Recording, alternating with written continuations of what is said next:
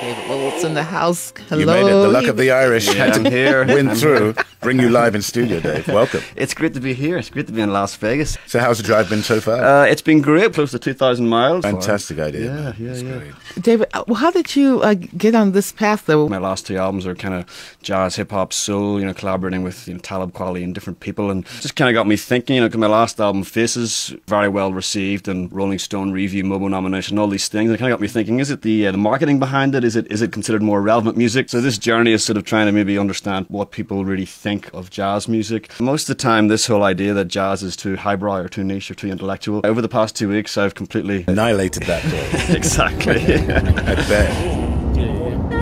Yes. We are somewhere between Las Vegas and the edge of Colorado. We're in Utah, yeah. We're supposed to be in Vegas right now. We had to get the hell out. It's too much. Tom almost had a breakdown. I'd experienced it before. Just felt like there was no vibe. No vibe at all. Well, we did do some good things. I went on radio and talked about the project. KUNV, which is Las Vegas' jazz radio station. That was great.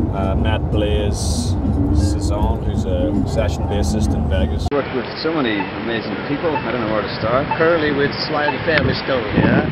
We've also worked with Curtis Mayfield, B.B. King. Learning all genres and authentic as possible. Yeah. There's jazz, classical, rock, punk, reggae. What's the crossover between jazz and hip-hop? Why do you think it works so well? Why do you think someone like me is interested in both? And My job as a bassist, I'm always thinking about groove. Yeah. And never losing the groove. As far as funk, jazz, R&B, it's all a mixture. That's what I call hip-hop. It's really the heavy one, the solid one. Then when the drums come in with the hip-hop groove, I mean, that's all day long. Yeah. Jazz, on the other hand, has more improvising involved. Once the melody's played, you open it up for solos. So this is where the creativity comes in. This is where you close your eyes and really express yourself more in jazz. Also, without losing the groove. You know what I'm saying? So it's fun. It's all fun. But it's good to be out of Vegas, I have to say. No offense to anyone who's going to Vegas, watching us, or has been or enjoys it. This is just like so different from our experience. It's not what this trip's about, really. It's not about that at all.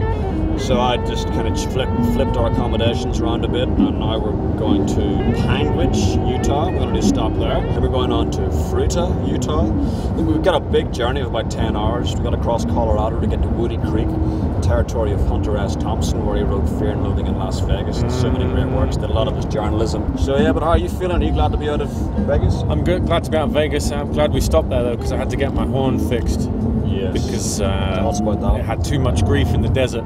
The desert, although I love the desert, my horn doesn't love the desert. Too much dust in it? Too much dust, too much heat.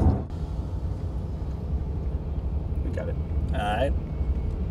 Hi Henry, I'm in America in a little town called Fruita, where the dinosaurs were. They found dinosaur remains here.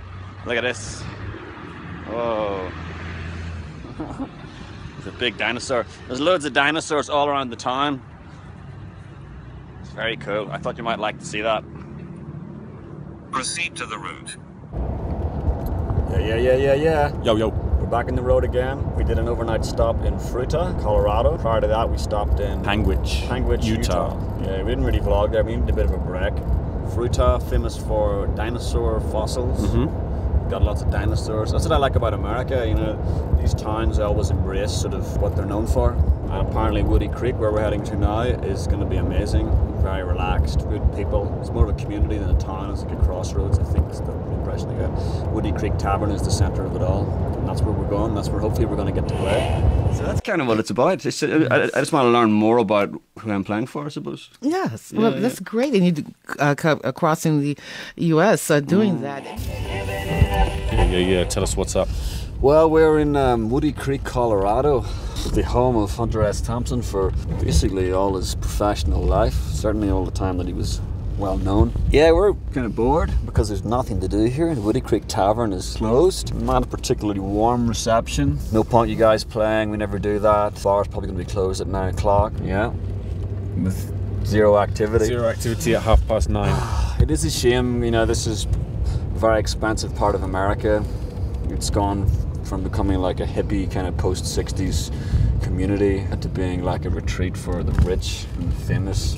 So I just did a bit of searching around, found the coordinates for Hunter S. Thompson's compound. So that's where we're going. We're going to go up there. I'm excited. I mean, even if we never get to go in, it's going to be cool to see these big gates with the big posts with the vultures. Yeah. You know.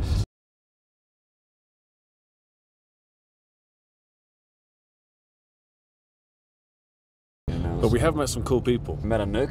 Who's, we're staying with him. Sioux Native American. Yeah. And Nick, thanks so much for teaching us about your culture and your music, welcoming us into your home. Mm-hmm. Maybe you can tell us a little bit about your history and your family. Okay. All right. Well, my name is Anouk Beautiful Baldio. That's my whole name. From South Dakota, Cheyenne River Indian Reservation.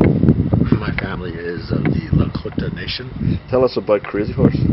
Crazy Horse is my great grandfather on my mother's side. His father was Oglala. It took a long time to find out the descendants of Crazy Horse. You grew up in the reservation, but you're also sent to boarding school. What was that experience like? The boarding school experience was the fact that basically lost a lot of my language and it teaches you the traditions and didn't actively get involved with the dancing and the singing.